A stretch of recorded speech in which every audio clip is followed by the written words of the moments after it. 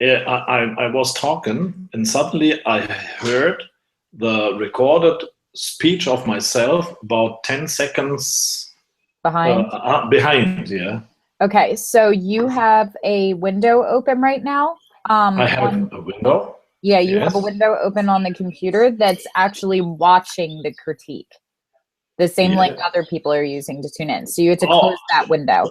should I close my Firefox stuff? Yeah, you just need to close the Google window or the Google tab that's open to Okay. our event. Okay, I'll try. Hang on. Perhaps And I'm then, gone, and but then you we will have see. a Okay. I'm trying hard. So this is gone. This is gone. I can't see you anymore. That's great. Hello. That's okay. Oh, here we are again. Okay, so Okay. all you did was you have open this window somewhere in your tabs that has. I had this open. Yes, I closed it. Okay, then you won't have that problem with the echo again because all it's doing is it's playing this. Oh, I see. I understand. There you go. So as long as we are now back in business, everything is fine. Yep, Okay. we should be good. Yeah. So okay, we try our luck. So Okay. what is? I don't know what you heard last. What I said. You were talking about a tree in the center. Oh yes, you see the tree in the center, which has a kind of shrub next to it, right and left. So this is what I would call a tree of promise.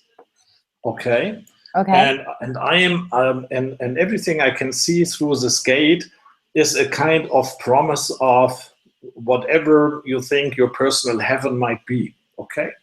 So where I am, it's a kind of dark. So the waterfront is dark and flat, and then there comes this gate with the wall, and those trees and these mechanical items on top of each of sides of this wall.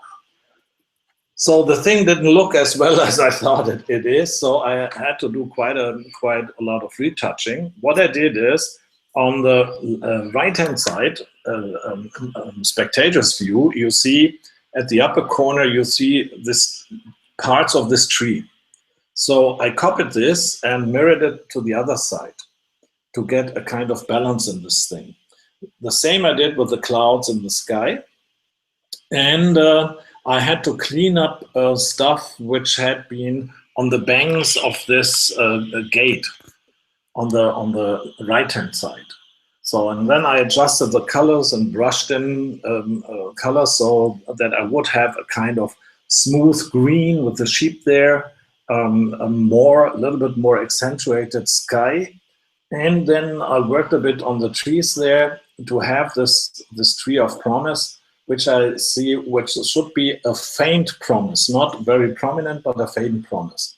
So, and that's my image, Heaven's Gate. Okay.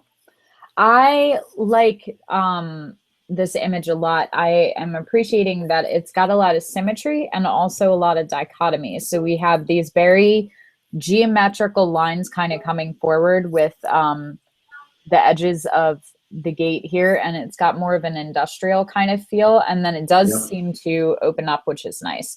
You sort of have this offset of symmetry versus non-symmetry. I'm gonna guess that this is actually a flipped image of the other side or vice versa. Right.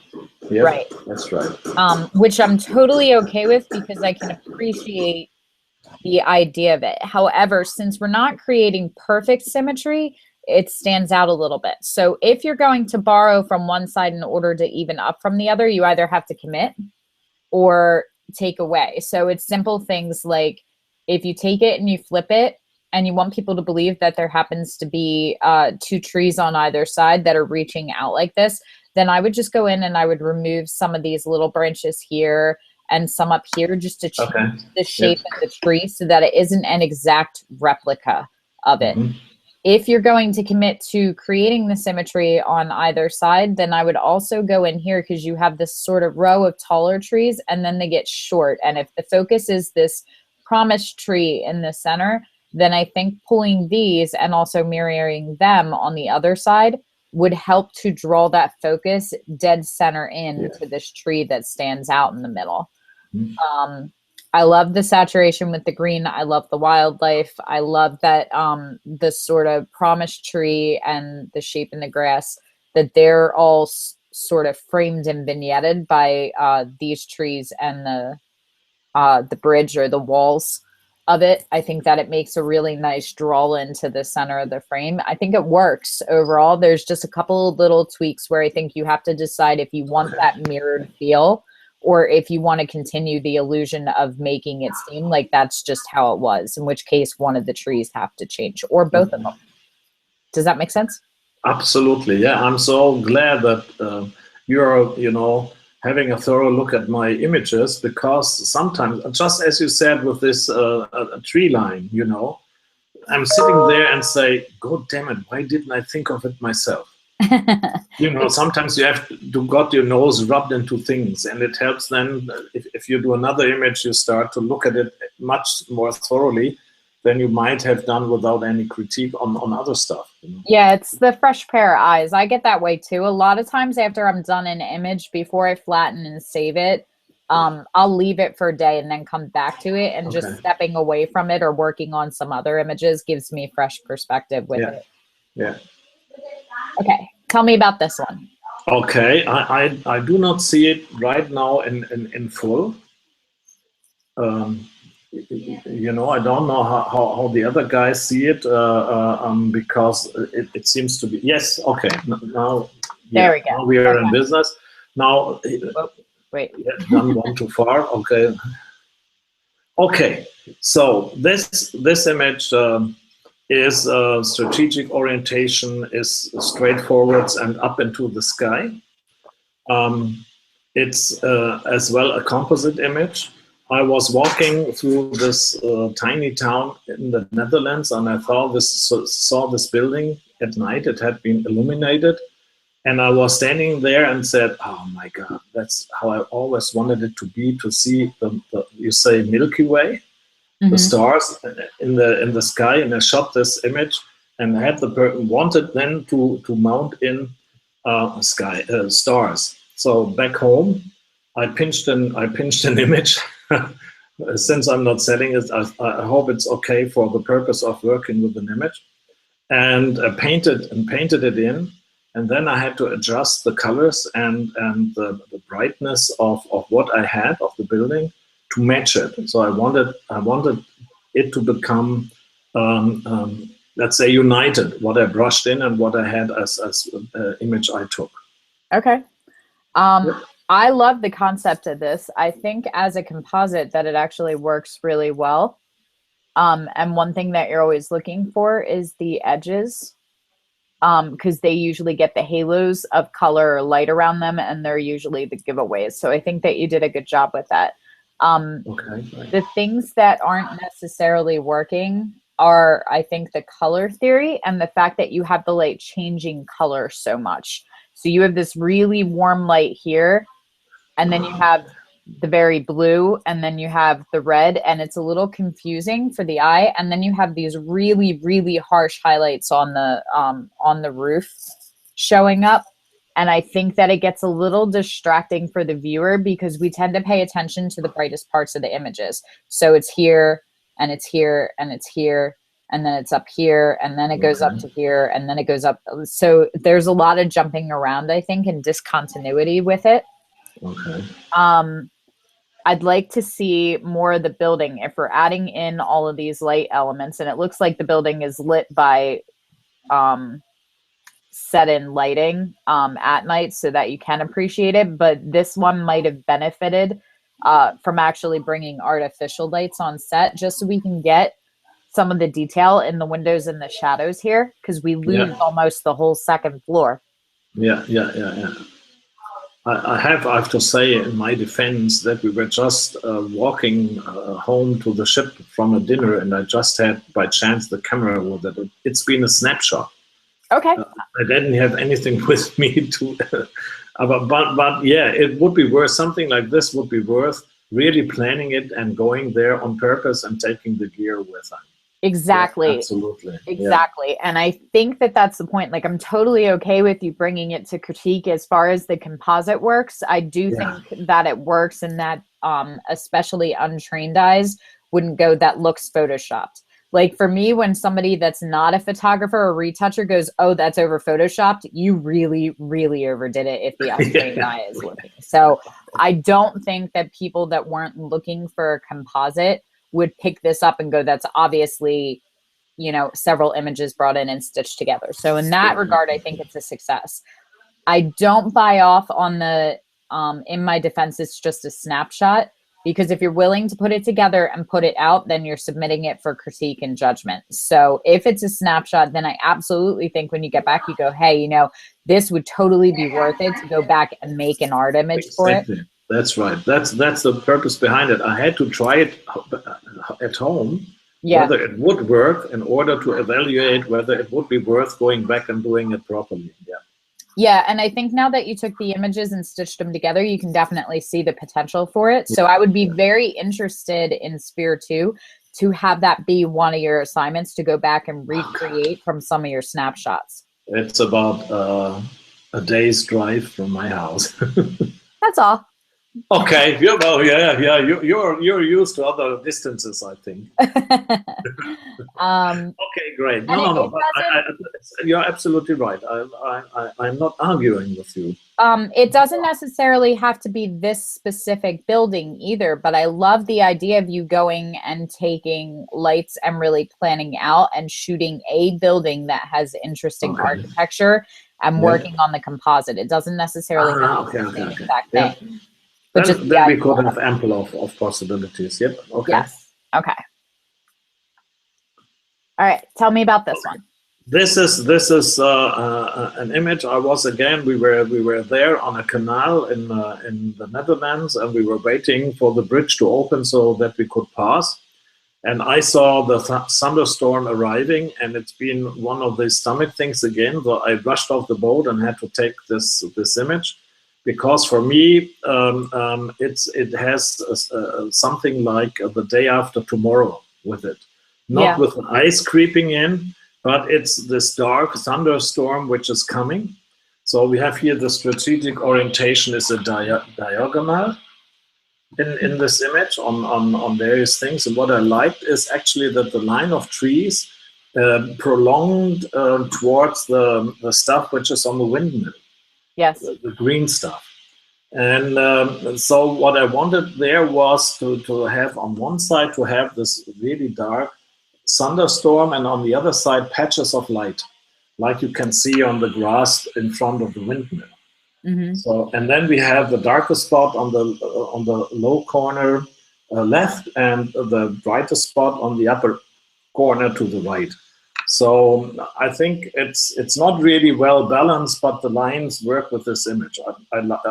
It's how I wanted it to be, actually. Yeah, I think the lack of balance is what makes it visually interesting. I love the separation and how you sort of have this like almost like sunny, picturesque greeting card kind of day going on, and how quickly it gets dark and moody and more menacing. Mm-hmm. There's just a couple of little visual elements that I would tweak. Whatever this is that's standing up, these two dots grab my attention. Okay. I would just take this out entirely. It looks like some sort of light or wire pull. That would go for me. I don't think it's adding anything to the image or will take away if it goes away. But at minimum, these two light dots that are like white spots in the black, I would take them out. This whole cloud right here, I think is a little heavy in the image. And I think that you could very easily take it up 1 or 2 notches just by borrowing from up here somewhere for the texture. You can still keep it dark, but I think like right about here is about as dark as you want to go with it. And I wouldn't borrow from here because you'll get a repeating pattern. So I would take from up here and then just sort of play with the dodging and burning in the brightness and contrast until it kind of fits in there. But this is a little heavy as a spot right here. Same thing up here. I really love that it gets light right around the windmill, but we start to lose just a little bit of texture in the highlights for me here, which could be my screen as well, but I would want to go in and just pull out some of the texture in this spot here. I love that the green repeats up the windmill that is down here. I think that makes it really visually interesting. It's the same thing. We kind of have this green and red sort of repeating. And I think that that adds just enough color. But the way that the clouds are and the way that we took it out makes it almost look like spot coloring, which I'm not a huge fan of. And I think Jessica, I didn't understand what coloring. It's spot coloring. It's when you leave an image black and white and pick one or two elements. Okay. Yeah, I understand. So I like it here, and that we sort of lose the color as we go up into the clouds. But I think if we just put just a hint of blue or red or even the greens, if we were mimicking it in, just to pull just a hint of color into the rest of the image, it would take that, because it almost looks like a dead cut. Like it looks like it's exactly what I did. You caught me. It's a black and white image, and they're painted in the colors. Okay. And I'm okay with it because I like that the black and white with the clouds adds to the storm. But I would want to see just a hint of color. Like even when you go out and see like really gray skies, if you look, there's a lot of color in it. Same thing, like we say, oh, clouds are white and puffy, but they're not. They have yellows and blues and reds and pinks in them. So I think going in and just playing a little bit more and pulling just hints of color, like it could be just hints of blue in some of the shadows or hints of yellow in some of the highlights, but just a little bit of color coming through, I think would make it a stronger shot. Okay, cool. Yeah.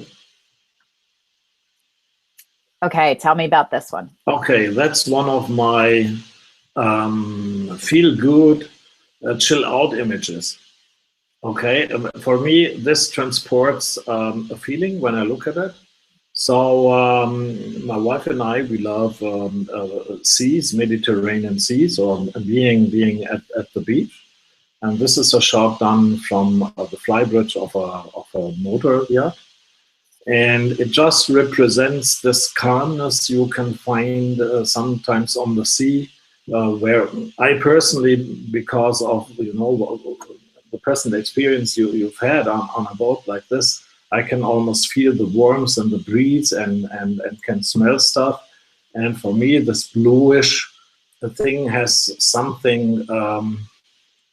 My English, sorry. So English is not my native tongue, as everybody can hear, and sometimes I'm lacking vocabulary. It's kind of a meditation, when I look at this. Tranquility. Okay, it's hanging in my office, a large thing. And I have it printed directly on brushed alloy. So the white is not a paint, but it's the alloy itself, and this adds to the image as well. So that's all. It's a feel-good, chill-out image for me. I love this one as well. You like to play with the lines of symmetry, which I really appreciate in your work. But I think moving forward that you have to commit to them one way or another. So when you have an image that is split almost dead center and your focal point is coming up, and then you have these lines that are parallel running across all the way, you almost repeat that with the faint landline here and with the clouds, but it gets weighted to this side because there's nothing over here. So again, I think that you could probably just grab a couple of these or from a couple of other shots you took today and just kind of continue over here just so that it's not completely clear. Or in contrast, you go and you take all of these out and let it be just the blue sky and the line of the horizon and the line of the boats. But I think with it just coming over part of it, that it throws off the weight and makes it unbalanced in what is otherwise a very balanced image. But I love the blue and the different tonalities and all the different shades and saturation of blue that you got in it. I love the leading lines. I love the symmetry of it. It is definitely a sort of chill out image. This is a very sellable image. Okay, yeah. It's something that a lot of people could put in their house or in their office or on their phone as their background or their computer. Like there's a lot of salability in. Cool that you say that, because I thought this was my first thing for my fine art prints.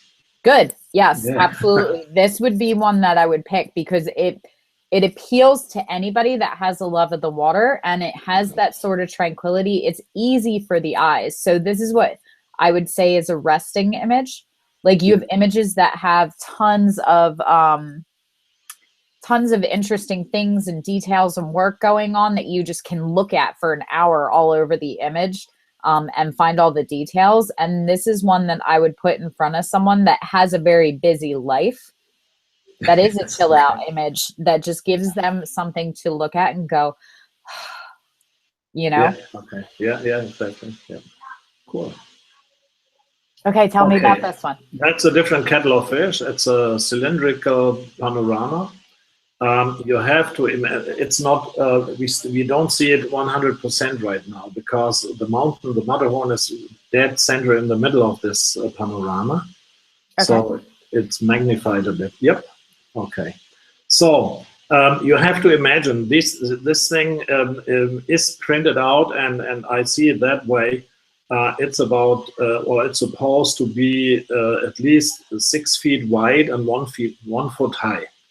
Okay. So, which means that you would not really always look at this image the way we look at it right now, where we can at one glance grasp the whole image. So if you look at it as it is supposed to be, you look at the center and you see about 20% of the image to left and right you would not see unless you move your eye. So that's the reason why it here in this view, it seems that the sky is very dark on the upper left, on the upper sides, left and right, which in reality isn't. So that's an image which has, for me, two strategical orientations. One is, of course, horizontal for the panorama, and the other is that the clouds are emerging from the mountain sky line into the sky like the eruption of a volcano a bit. And it looks to me like this mountain is quite famous in Switzerland. It's called Mont Cervin or the Matterhorn. And it's to me like the birth of the Matterhorn erupting in this cloudish thing. So that's for a view a bit step back.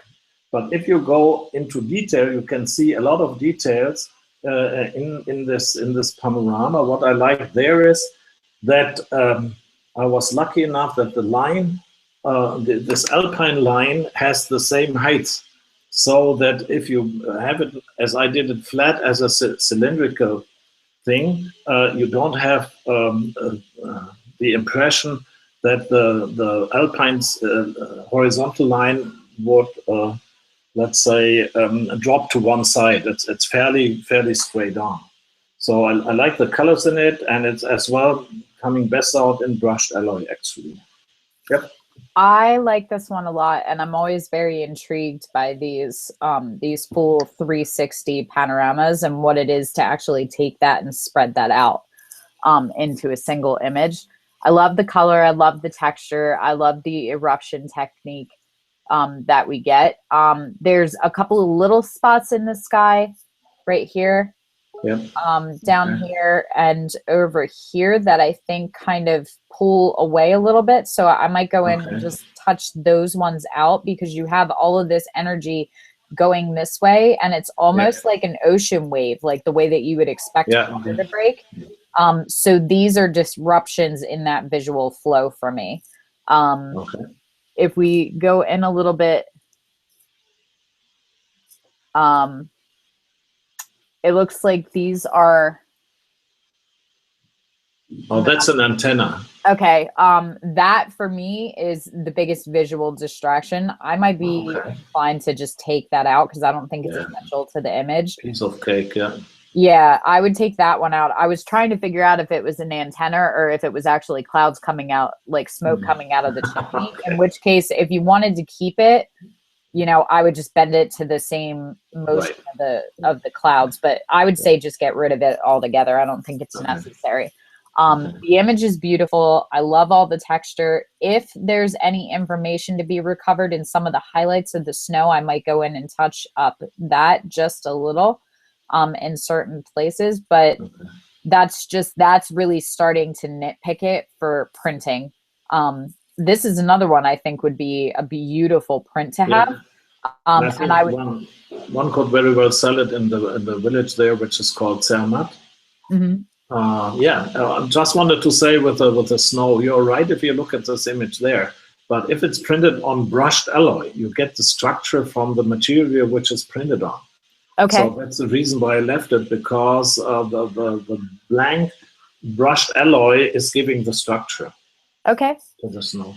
Yeah, then I think that it works great. Now with panoramas, there's such an odd dimension that it's very hard for people to get matted and framed unless they're doing it custom, in which case it costs a fortune. So I might actually consider the possibility of breaking it into a collection of 3 images, because I think you would have a very easy cut right here. Yeah. Where if you put your hands up to the screen and just look at everything to the left of that, that's an interesting image by itself. And then you could do the same thing and cut it right around here. And I think the middle image is interesting. Now with the third one, I'm not sure. I feel like this would almost go, because the third one is all natural elements with the exception of that, but I would have to see them split up. But I could see all 3 of these as separate prints hanging side by side together. Okay. Yep.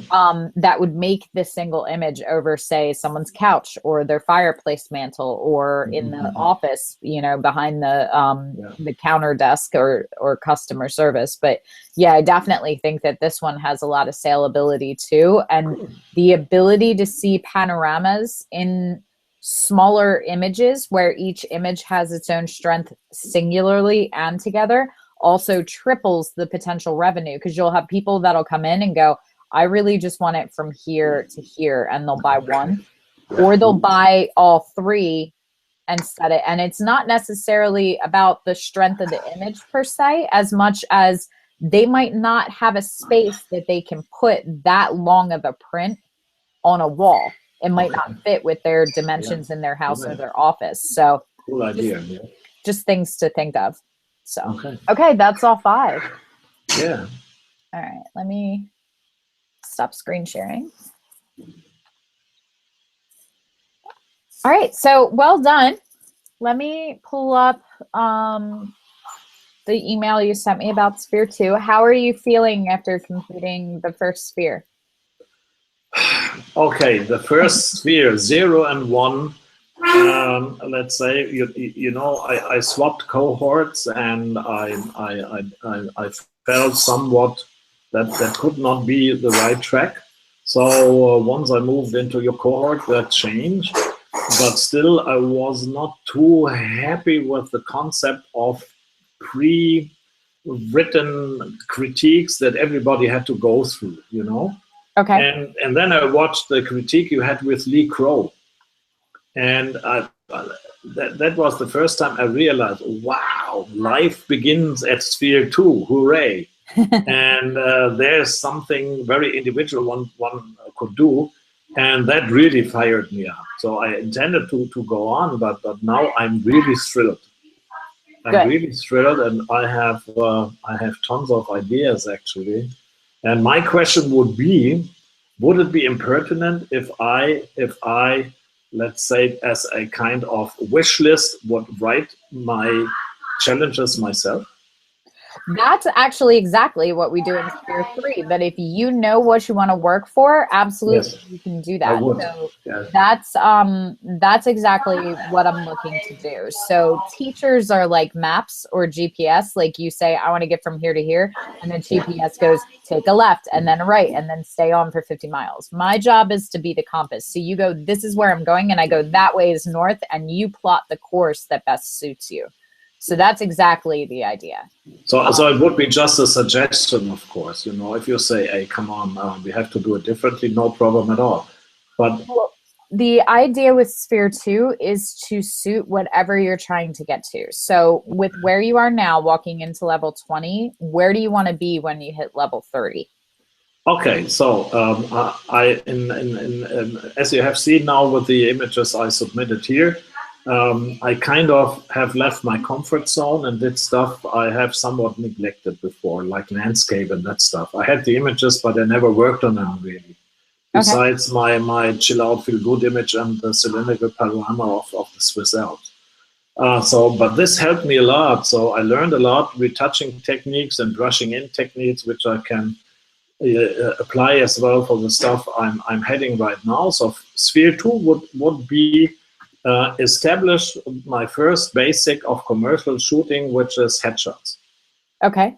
And I have a load of plans actually there. I have a price list, which is a little bit different than let's say, the how I say it, the John Doe head shooter does, you know. Okay. Because we have a different market here in Germany.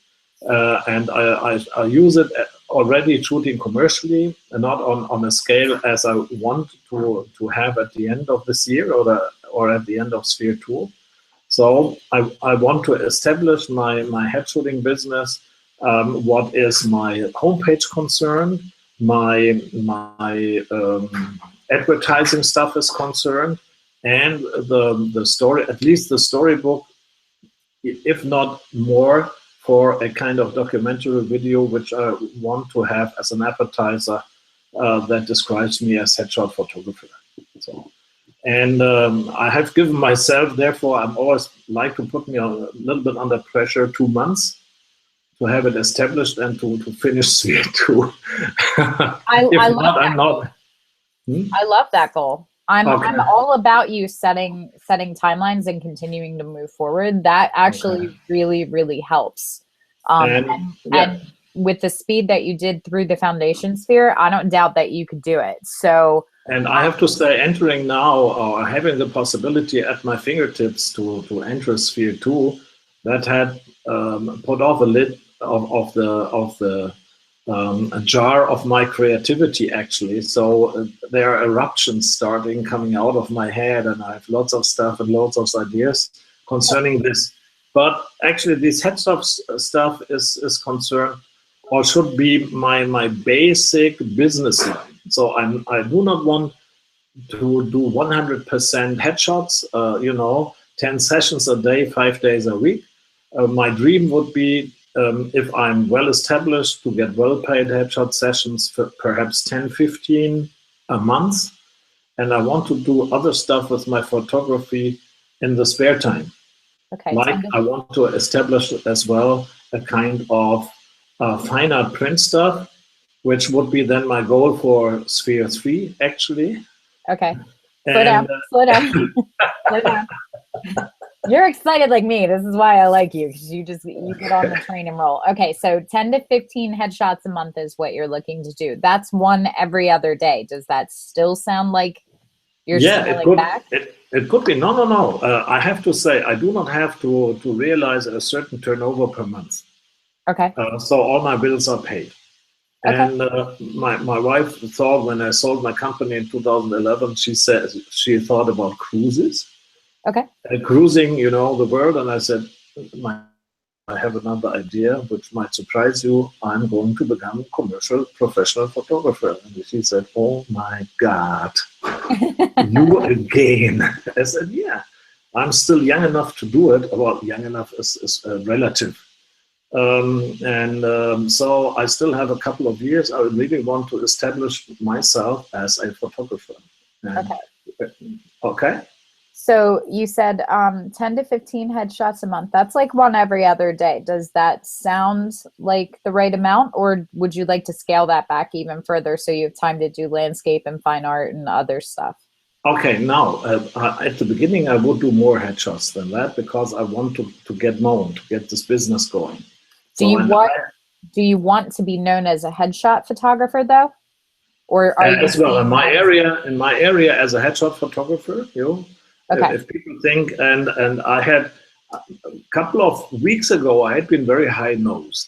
So I've been asked by people, do you do passport pictures as well? And I said, no, go to the automat there. Okay. And I said, I'm such a stupid guy because these are my clients of tomorrow. I have seen people wince at the passport control when they have to take out their passport and they have the most horrible snapshots some kind of idiot did for about $20, where they look like shit. And I came, my daughter, she had a headshot I did. She used it as passport photo as well.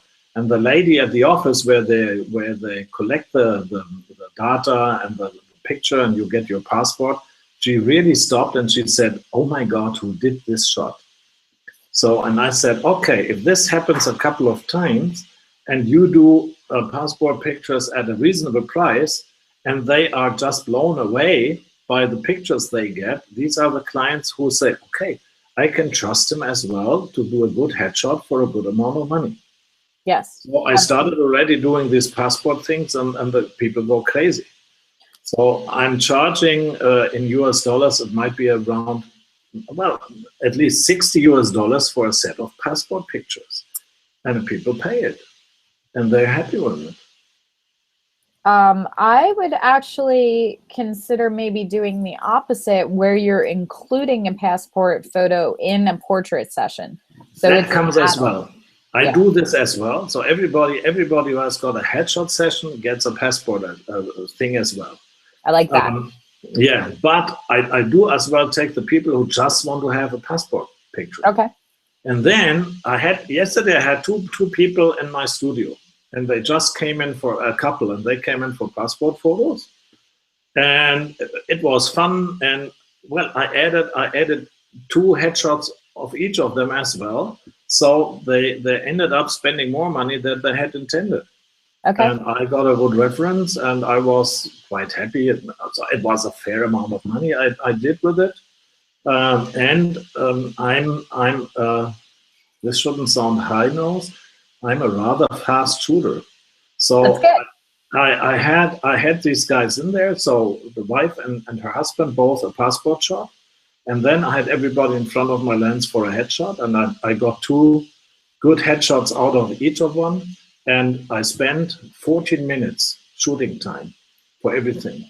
So for the studio time, that's reasonable. I have to say I spend much more time on retouching. Yeah, I think most of us do at this point.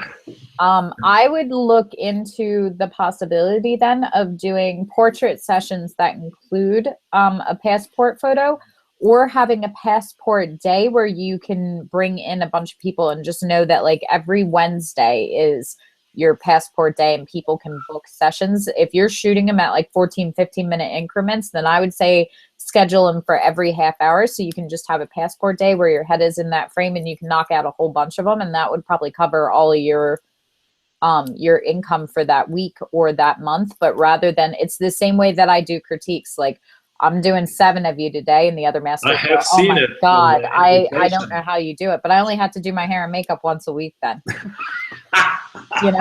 So it's about time management, so being able to have a bunch of people in to do it rather than having one passport session that's taking you 14 minutes on Monday, and that's time that you have to go into the studio and set up. I would try to condense them down for you. I think I have to admit one thing, Jessica. I have to admit one thing. I have got a studio, but it is in the basement of my house.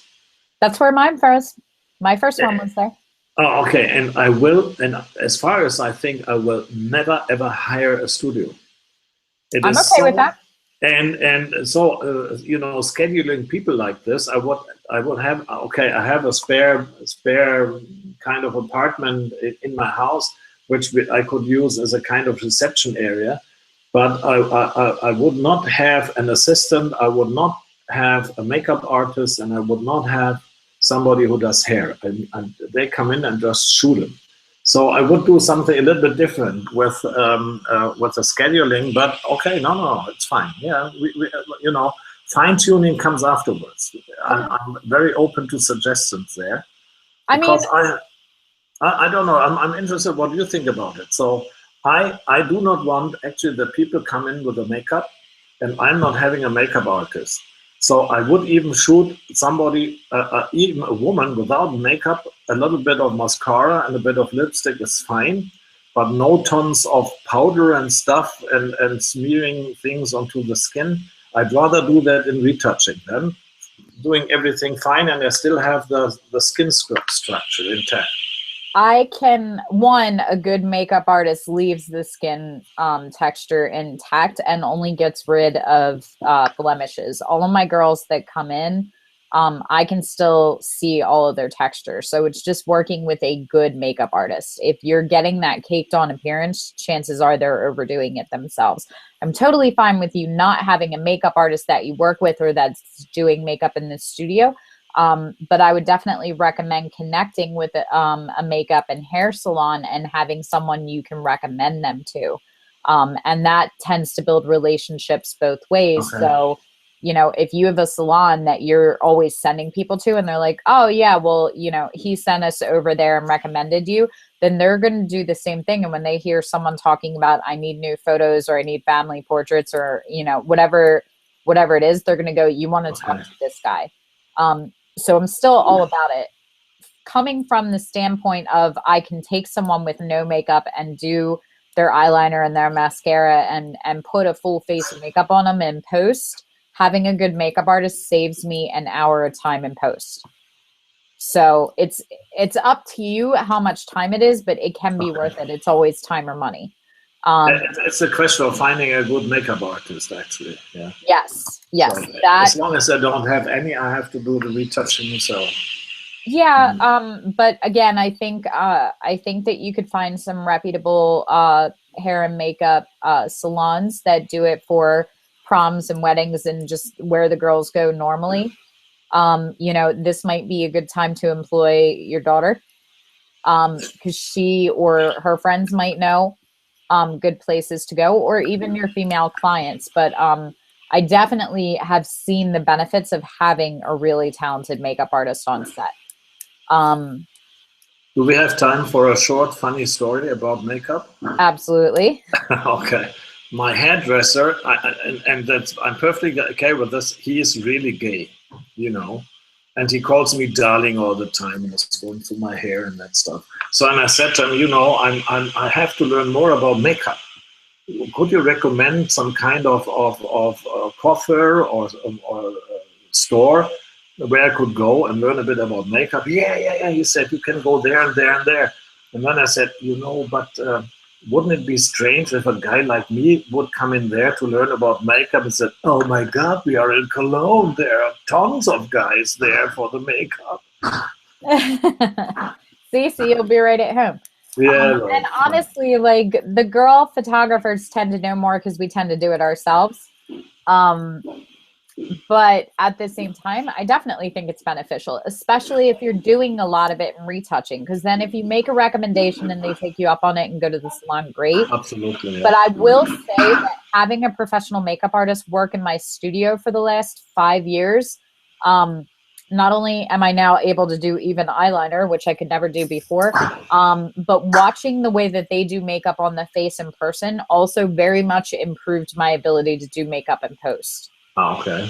So you'll learn tips and tricks that you'll pull into your retouching by having a makeup artist that works in your studio, you know, or by, you know, being there and observing. And if you're not going to do that, if you're just going to send them out or let them do their own, even watching YouTube videos on makeup and how they apply it will teach you a lot about how to change the light and what colors and how they apply it. Because really it is the same exact thing. The same colors and the same places that you put the eyeshadow and the makeup on is exactly how I do it in post, which is what makes it look exactly the same.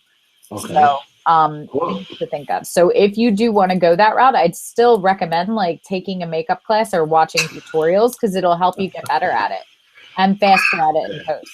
Okay. And now for Sphere 2. Sphere 2. Sorry. I don't want to rush, but you don't have so much time to chat just with me. There are a couple of guys waiting and perhaps plodding from one foot to the other. So I will submit my wish list now in the cohort. Is that right? Yes, I would love to have your wish list in the cohort. I do have your email up. I want to have my homepage up and running. That's on your website? No, I haven't a website yet. Okay, so your homepage, is that building the whole website? Tell me about that. Yeah. Okay. So I have decided on a layout. A son-in-law has to do my homepage stuff. I have already convinced him with a rifle to do that. And I'm right now, I have a bunch of real good headshots, but I have to do the retouching. Because at the time when I really dug into the headshot stuff, and I became Peter's associate, I had good headshots, but I had done the retouching by a retoucher in London. Okay. But on my homepage, I will just have stuff which I've shot myself and where I did the retouching myself.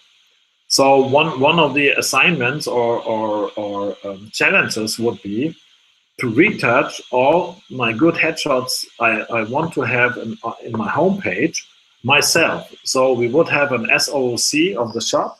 Then we would have the retouching by Thomas, my London retoucher, and then we would have as final result my personal retouching. Okay. So there would always be for that's out in the cohort, they could look at 3 different pictures. And then they can shoot me for, the shit I've done with my retouching or giving tips and critiques. I think that could be rather helpful then. Okay. And so that would be for the content for the headshots. I have to think about what I want to include as well in my homepage, because I've got some really good industrial shots as well. If I mention it or not, but this could be like building it up. First, I will look that I've got all the headshot stuff ready. Then I need this documentary video about Hans' headshot photography. Okay. And I need the storybook because I know enough people who would do the video for me, because one other son-in-law, senior producer with Warner Brothers. So we know a lot of guys who would, cut my videos and help me with the sound and that stuff. So that would be okay. Yeah, and then I need some writing stuff, and I want to have it in German and in English, my homepage. Okay. So I would then rely on the cohort as well, to look over the text of my homepage to get rid of the most awful things there I might have put in with my weird English I have. Okay.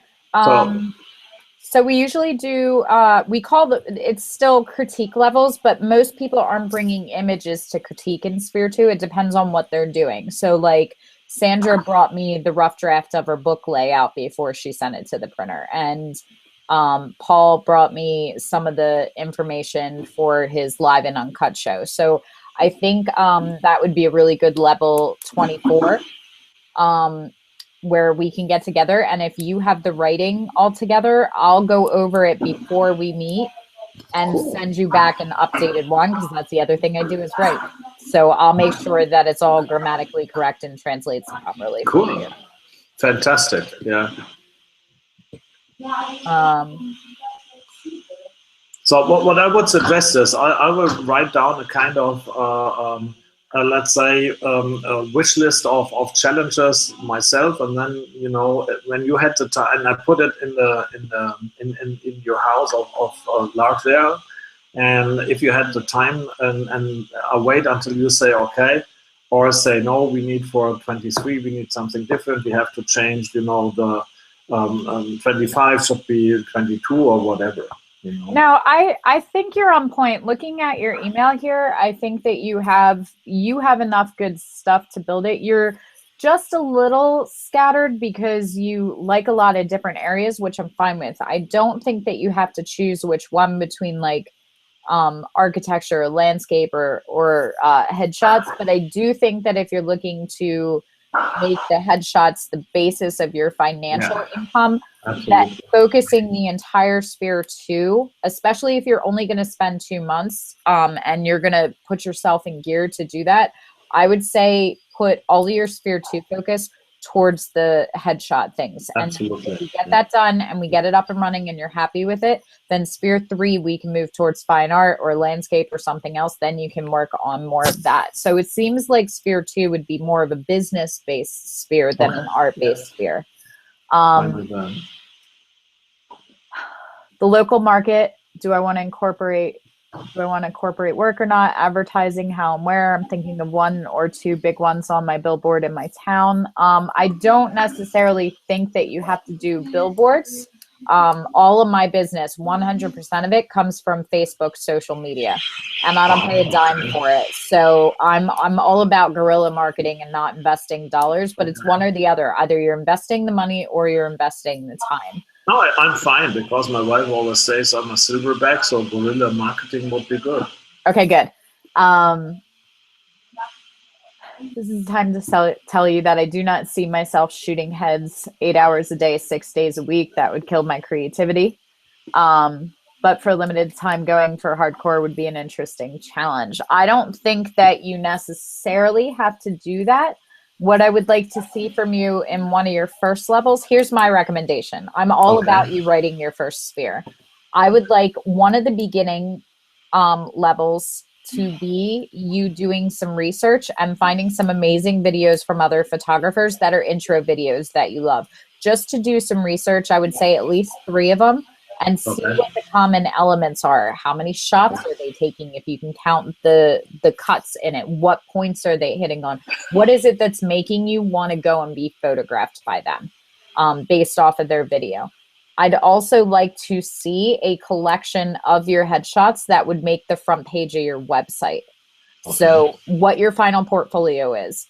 You can pick as many images as you think are good enough to go in, and then let's go through and trim them down to your best ones. Because the bottom line is that 5 stellar images will sell more sessions than 5 stellar images mixed in with 20 mediocre ones. So if it's not amazing, we're cutting it. But I will submit those which have not been retouched by myself then. I'm okay with that, as long as your clients are getting that quality. So no, I will retouch them myself as well before they go on my homepage. Okay. But just for submitting them and looking which ones are worthwhile to put them on the homepage, I would just put them in like I have them right now. Yeah, I'm totally fine with you working with a retoucher, and I'm totally fine with you retouching by yourself. The important thing is continuity. So if there is a big difference between the retouching that your retoucher achieves and the retouching that you're currently able to achieve, then you can't put images with your retoucher up and then retouch them yourself, because they're going to be like, why don't these look the same? I think I didn't express myself well enough. I thought for just submitting it in the cohort, for looking at and selecting those which should come on the homepage, I could use those which have not been retouched by myself. But later, when I put them in the homepage, I will have retouched them, and they have then to be at least as good as the guy in London did, of course.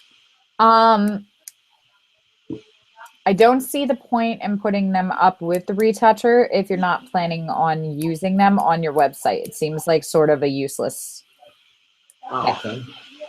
So it would be kind of like me going, I'm gonna open a coffee shop and I'm gonna show you all of my vanilla things and you can taste them, but I'm only gonna sell chocolate in my store. You know what I mean? So if you're offering the option for them to work with the professional retoucher or to select him to no, they would not. They could not. I'm done with that guy. Okay, then I'm not using him anymore. Nothing he retouched goes in. Will be on my homepage. No. Yeah, nothing he retouched should come into the community in Sphere 2 either. I have a lot of people. Okay, thank you for mentioning it. So, because it's irrelevant work now. Like, it's work that you've done in the past, but I know the quality of your work and I've seen what you're able to do. We're not working on photography skills, so it doesn't matter. Okay. You know, now it's photography and retouching all done by you. So there's no point in me looking at work somebody else has retouched for you if you're not working with them. Yeah. Okay. Got your point there. That'll help you decide. So I'd rather you take a little longer to share some images and even shoot some new work, but have it be your images that you retouch, because that's what you want to offer to your clients. Okay. Does that make sense? Yep, it does. Agreed. We're going to do the writing translation. We'll do that at one of the critique levels, level 14, or I'm sorry, level 24, 29. I think that's about it. I like everything that you're doing. One thing that I would like you to do is I would like you to figure out how many days a week you would like to be shooting, like in your studio, actually firing the camera, and how much money you would like to make a month. And then from there, we can figure out what your business plan is going to be. So I want to shoot 3 days a week, and I want to make at least, you know, $4,000 a session. Gives us a good idea to go off of, where you're making, you know, 500 a session, and we'll break it down like that. So it's the kind of thing that a lot of people, they look at the other photographers in their area and go, they're charging $100, so I'm going to charge $100. Yeah, I know what you mean. I will write an essay about this. Okay. Good. Yeah. That can absolutely be one of your levels too, where you're. No, I will do. Yeah. Okay. Understand. So, all right, then I'm not going to build your sphere 2. You're going to build your sphere 2. Okay, great. I'm looking forward to that. Yeah, and cool. Then, so basically all you have to do is break it down into 10 measurable tasks. Okay, so, yeah. My level 21 is going to be figuring out my marketing plan. That's bad as a task. Level 21 is going to be getting 50 new people on my Facebook social media page. That's good because it's measurable. We know when it's complete. Does that make sense? Yeah. Okay. Building my website, not necessarily a great task, but picking out my top 20 images for the website that are all retouched by me, that's a good task. So that's what I'm looking for is specific. Okay. So if I think you're too general, I'll go in and just tighten it up so that there's something that I can check mark. Because marketing my business, I can't check mark. You know what I mean? Yeah. I'm afraid so. Okay. So you go put together something that you think works for you and then just post it. There's a tab in the community that says sphere maps. You can post your own sphere map, and then I will go in, and if I think anything needs to be tweaked or changed, I'll give you a note. Otherwise, I'll just give you a green light and say, okay, go to it. Cool. Okay, great. Does that sound good? Yeah, absolutely. Okay. Was there anything else that you wanted to chat about? Questions, comments? No, I'm perfectly happy. It's fine. We talked about everything. Okay. I squeezed out more time than I was supposed to be, so great. Yeah. That's okay. I had an extra 15 minutes because of our Okay. I'll leave you for a coffee break then. Okay, great. Thank you very much for your time and your effort. Are you feeling good? Are you feeling excited to move into Sphere 2 then? Absolutely. Okay, absolutely. Good. But I'm more excited to meet my 2 months deadline. Okay, I'm going to hold you to it. In PS3, and I want to be one of the first one to open Sphere 4. I love it. I love it. Okay. Okay. I will see you then at level 24.